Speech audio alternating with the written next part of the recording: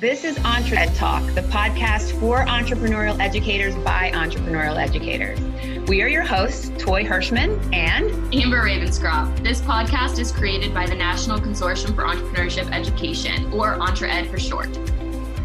Hi, everyone, and welcome to EntreEd Talk. We are super excited to be here today with Dr. Will Davenport III. He is a district instructional technologist for Hattiesburg Public School District in Mississippi, serving grades K through 12. He is a digital transformation strategist, writer, podcaster, and documentary filmmaker. In 2016, Dr. Will was one of 3 educators selected as a Mississippi Spotlight speaker at the Mississippi Educator Computing Conference and served as a Schoology ambassador from 2015 to 2018. Dr. Will is best known for his work in assisting educators in going digital, and he has written for Schoology Exchange, District Administration, EdSearch, iNicole, and TechEdge magazine. He holds bachelor's degrees in radio, TV, and film, and child and family studies from the University of Southern Mississippi, and a doctorate of education in educational leadership and management from Capella University. Phew, I'm worn out. Hi, Dr. Will. How are you? I'm doing well, Amber. Thanks for bringing me on. Oh, no, we're super excited to have you. I'm going to share with our podcast listeners that I've also been on Dr. Will's podcast, and we'll talk a little bit more about that later. But I just want to share that that's kind of how we got connected, is through the Twitter sphere, and we're super excited to share your story. And I think you have a lot of really cool things that we're going to talk about today. But I want to start by asking you about young Will. I know we heard a lot of your accomplishments as an educator, but what was young Will, Dr. Will, like? What passions drove you? I come from humble beginnings, and I just remember having a love of movies. I would just stay up late at night and watch a lot of movies. And the odd thing about it is, during that time, TV actually cut off. So the only thing that was really on was like a classic movie channel. So I watched a lot of old black and white movies and really thought that I was going to be a filmmaker full time. I mean, that's what I went to undergrad for the first time. Yeah. Very cool. What was your favorite movie when you were a kid? Wow. I know, I'm throwing it at you. This was not. As a kid, I don't know if I had a favorite movie as a kid. I do know that I really enjoyed in the 80s those movies. And I can't even remember the director right now, but he did, 16 Candles. John Hughes. I was a big John Hughes fan, back in the day. I don't know if I don't have one. Nothing comes to mind like from as a child, but John Hughes films were like the ones that kind of stuck out to me. I'm very interested to see how you've applied that. And I personally know, right? But I'm interested for people to hear about how your love has translated into your work currently. You went to school for film, radio, TV. How did you get to become an educator? Like, what was that pathway? I literally graduated and I went home, and I graduated in December.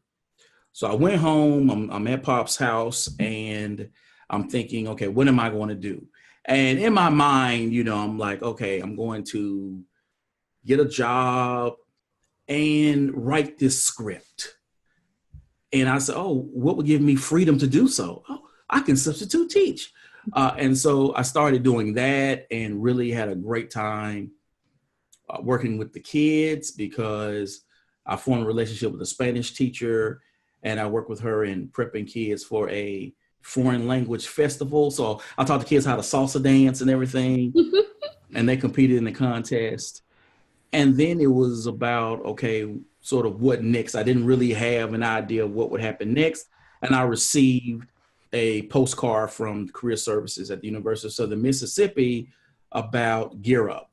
And I applied and was accepted. And from there, I've been working in education pretty much since then, except for a brief stint as a social media strategist. I think that your story is actually very similar to mine, like dipping my toes into the education landscape, and then you fall in love with it, and then you're kind of there for life. I do want to ask, could you briefly talk about Hattiesburg Public School District, where you're at now, like what kind of environment is the region, just so that the listeners kind of get a feel for where you're at in Mississippi? Well, Hattiesburg to me is the best city in Mississippi, because it's small but still has a feel of bigness to it. And we're less than 2 hours away from New Orleans. The public school system that I am with, it has about 4,000 students.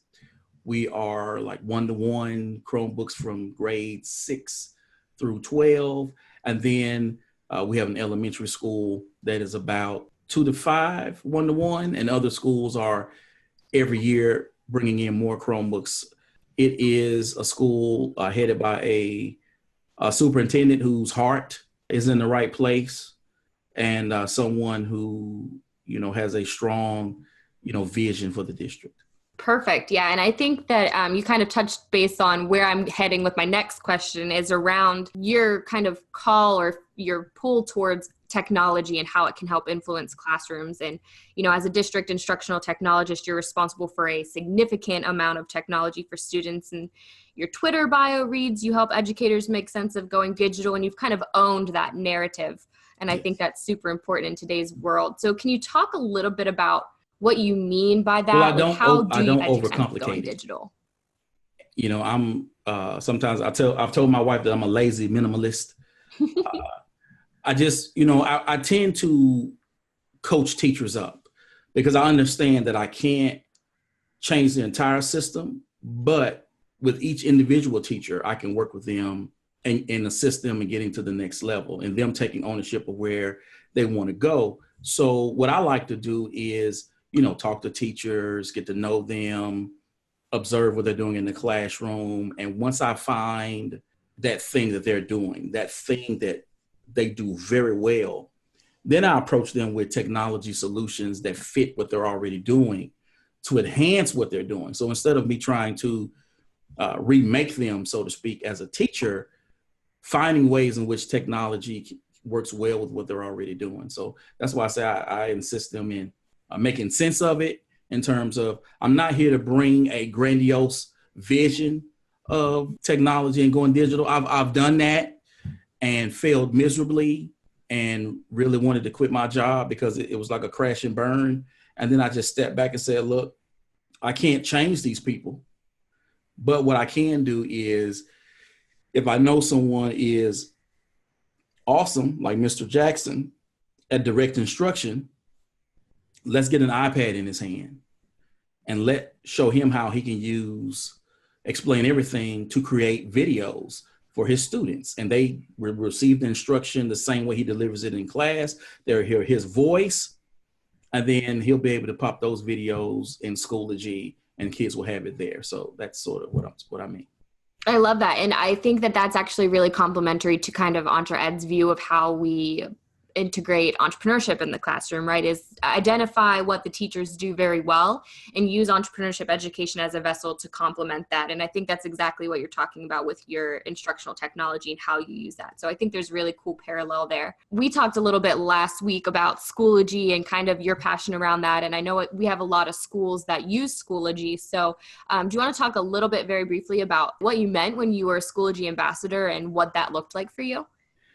It was a cool experience to sort of get an inside view and be able to connect with other people who have a love of Schoology as I do, and to learn from them and hear what they're doing in the classroom. What I love about it versus, let's say, a Google Classroom is it creates a fully realized online experience for your entire district. So not only can, teachers create these different courses and blend their courses with.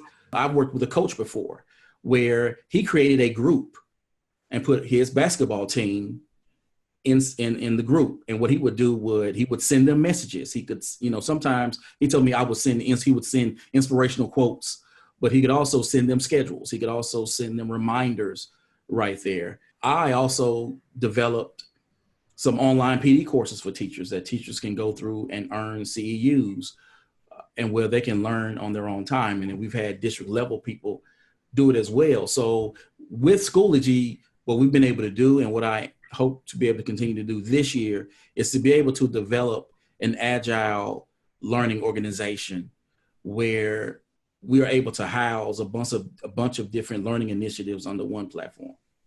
Very cool. Yeah, I mean, personally, I have not had to, because I'm not an educator in a classroom in a traditional sense, I've not had to interact with the Schoology platform, but I'm familiar with it from the perspective of my educators that work with it. And I think that it's definitely an underutilized resource, and people don't understand the full power of that. So I appreciate you talking about that. And I think all your work around technology has kind of led to this personal brand for you that you really have built over the years, and you've created this kind of persona as you are the person that people go to for digital help. And I want to talk a little bit about, at what point did you realize that that could be something edupreneurial based, and what was that process for you? I was sitting at a conference and I'm in the audience and I'm watching this person do their thing. And I'm sitting here and I'm wondering, this person isn't a unicorn. No shade to them, but I was sitting there going, if they're getting a check, then I'm going to get a check. Because, again, they weren't Meryl Streep or anyone. Like, they weren't like, oh my gosh, this is wow. So that made me look at my skills and what I have already been doing with the teachers in our district and what I've, been presenting on at conferences. And it made me go, well, hey, if they're out there doing it, I can do it too. And I just stepped forward. What was your first step? I know we talk a lot about, you are a writer, you're a podcaster, you're a filmmaker, and we'll get into those latter two, but was writing the first step, and how did you start with that? The first step was, I had started like a little show when I was a social media strategist for the company to sort of create content. But once I transitioned to the district, my sort of first step was, I had been presenting at different conferences, even before I went to the district. And I remember an assistant superintendent for a school district in the state. We were just talking in the lobby of one of the conferences. And he said, hey, is this something that you do? And I was like, what, on my off time? And he was like, yeah. I was like, yeah. And then he showed up to one of my sessions. And I said, oh, is this a job interview? He kind of chuckled and said, well, yes. And then I did my session. And then afterwards, he said, I'll be in contact with you. And that was I got my first consulting gig from that. That's amazing. So you kind of were learning as you went, for sure. It was just kind of a process for you. And you saw this one speaker and you were like, I can do that too. And I agree. I loved your quote about, that person wasn't a unicorn. I think in today's society, it's really rare to find a unicorn entrepreneur. More often than not, it can be replicated. And I think like your mission of empowering other people to recognize that is super important. So I want to talk about the podcast. I've had a pleasure of being a guest on the podcast, The Dr. Will Show. I love its mission. So can you talk a little bit about that and how you've grown it over the years, and what are your thoughts on podcasting for educators? Because that's a huge trend. There are like 3 questions there. So yeah. Well, the podcast first started because I reached out to a friend of mine, Eric Scheniger, and he's really a phenomenal educator, speaker, writer, consultant. And, he has experience, out there as an entrepreneur for a while. And I just said, hey, man, I'm trying to get to your level. How do I do this? And he said, well, you need to create content. Now, Eric is a prolific writer, and I am not. So I went back to my love of creating a show, which I had done at my previous job. And so that's when I got into podcasting. I took his advice to create content. And after 3 years of doing shows on blended learning and online learning and iPads and those things, I just really got bored of it. And I was like, it's time to do something else. And because along the way, I had sprinkled in some shows that dealt with entrepreneurship, but I just decided it was time to go because it was something burning in me that needed to come out. And so my 4th season, I went all in, and it was my most downloaded, listened to season by leaps and bounds. And so that's sort of how my podcast came about, to really sort of educate the entire teacher in terms of getting them to understand that their lives are bigger than their classrooms and how can they live their best lives. and with a mission to get them to monetize their talents. And when I look at the landscape of podcasting, it is phenomenal. I mean, you can use tools. I mean, there are tools you can use, of course, to pay for, to do your shows. But you can also grab your iPhone and download the Anchor app for free and create your podcast for free, and it'll automatically shoot it out to Stitcher and Google and Apple Podcasts and those places. So it doesn't take much technology to do it, and it doesn't take a lot of expense to do it. So I love it because it puts the access of any individual to become a storyteller at their fingertips, and they can get their message out worldwide. Yeah, and the storytelling piece is huge, right? So if you had to pick, and this is another one where I probably putting you on the spot, if you had to pick one or two podcast episodes, maybe even from your fourth season, that really impacted you personally, but also that you think had a really strong message, like what comes to mind? I would say Alex Batdorf. She is interesting because she had created a few startups, and one of her companies, which I have never heard this before, she is a co-founder of a company that still exists. She sent her resignation letter and put it online for the world to see. The co-founder of the company is like, I'm out, because she said Mondays didn't feel like the joy and passion of why she started the company. It started to feel like business. It started to feel like meetings on projections and accounting. And she said, I didn't sign up for this. And so she rolled out, and now she coaches women entrepreneurs. That really stuck out because it was a great interview, so honest, so powerful. And her story behind, like, how did she got to where she is now? Yeah. Like, are you kidding me? Like, that was there. Another episode I think sticks out for me would be Ayana. And that's because she sort of opened the doors for me to do some bigger things. And so with Minda Harts, I'll throw it out there, Minda Harts, who has a book coming out in the fall, but they were so dynamic, so powerful, and their tribe is so huge that once I got them on my show, I could get guests in this new avenue that I was pursuing in terms of entrepreneurship, because their people heard me. And when I would send a tweet and say, hey, I'm looking for guests, can you recommend someone? Here's 5 people. And now I'm getting more people on my show. Not to mention their mission and what they spoke about were truly inspirational in terms of me understanding that I can do this. I just need to put in the work. Absolutely. And I think you actually touched on a really big principle of entrepreneurship and entrepreneurial mindset, is this idea of crazy quilt, and how when you know somebody and they know somebody and you have this just whole ecosystem and collaboration, how did you get those people? Like, what were your steps in pursuing these speakers? Because it's intimidating. I mean, we're just starting out, obviously, so we're working with our current ecosystem, but how did you do that? I just hit people up on Twitter or Instagram or LinkedIn. I say the same thing to everyone. I think you're dope, and I would like to interview you on my podcast. Most people say yes. I've been blessed for that to happen. But if they don't respond, they don't respond. Yeah. Or I've had people say, yeah, I'll do it. Email me. And I've emailed them and had no response. The worst thing someone can say is no. Mm-hmm. And the no doesn't pay my mortgage. So it doesn't, you know what I'm saying? It doesn't matter if they say no. So I just put it out there. I love that. And I think that's a really good lesson for any entrepreneur to learn. Like, you're going to have people that say no to you, and they should. It's just how you keep moving forward through that. And I want to talk, because your podcast has grown tremendously, and it's a super cool podcast. So I encourage all of our listeners to hop on over and listen to the Dr. Will Show. But you also are doing a lot of really cool stuff around documentaries, including a recent one. So do you want, let's talk about the Edupreneur documentary, and its tagline right now is making the impact and the income. How did this become a thing? A friend of mine, Dr. Sarah Thomas, is the founder and CEO of EduMatch and EduMatch Publishing.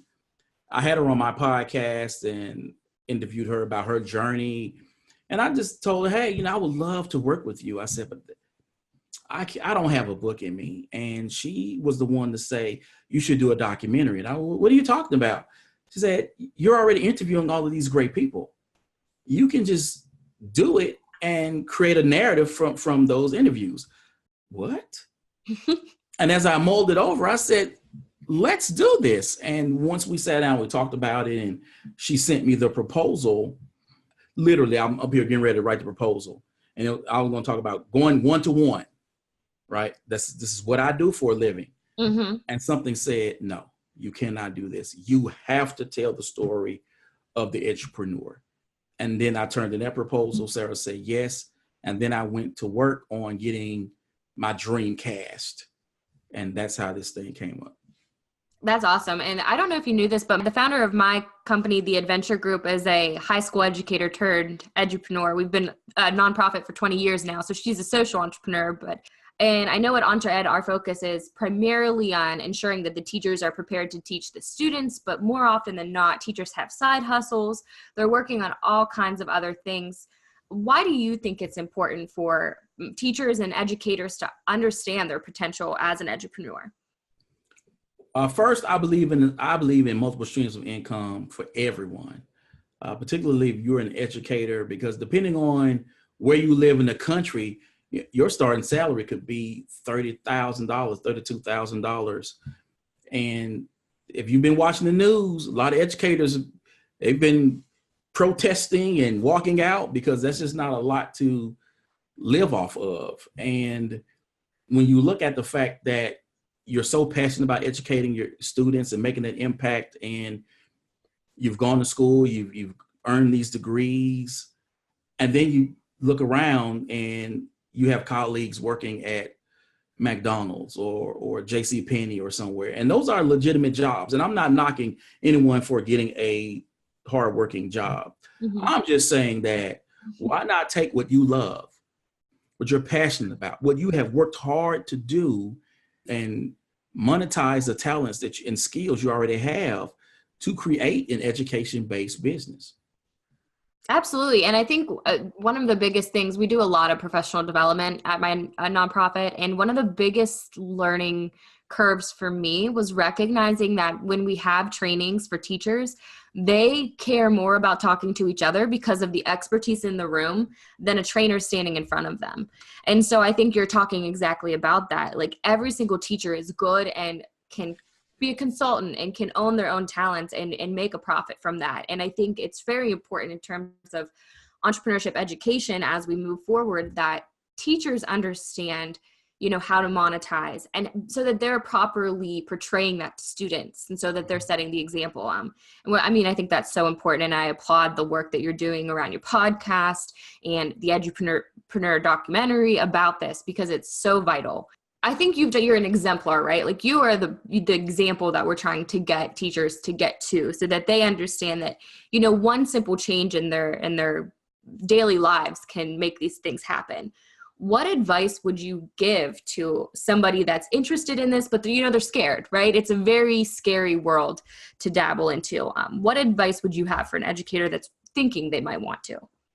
Well, the cool thing is the best way to do it is to niche down anyway, to create a specific target market and thing that you're going to be doing. So that's the cool thing, because you're not out there trying to sell everything to everyone.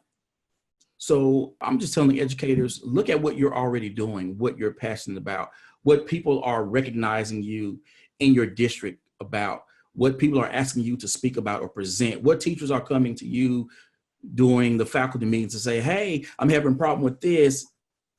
Hey, hey, you're doing this. Can you give me some help? That will give you an idea of where you can create a business from. And then when you're talking about the side hustle, I'm not telling you to leave your job to go pursue this full time. So you have time to build the business. And, in business, you have someone to say, proof of viable product is hit the conference circuit, start presenting at conferences, get that confidence behind you, getting audience responses to what you're doing, and get that feel. And once you see that, wow, I'm getting the responses, people are are talking to me. They're giving me the applause. They're asking me, hey, you have some more information. Then for a fact you have a business there.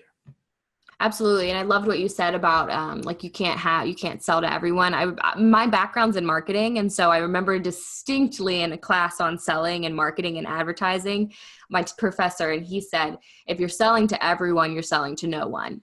And I love what you said and you recommended about like having that niche that you can focus on because they do have the expertise there. And I love the idea of the conference circuits too, because that's how you can gain credibility around what you're doing and have your name out there. And you can list when you do other proposals that you've spoken at this, and this. So I think we're really talking again about personal brand and like really owning who you are as an educator and then allowing different income streams to monetize from that. So I love that. I want to talk briefly about like how can people find out about you? Where can they follow you? I know you have tons of different platforms going on. So what's the contact info for all of those different things you've got working?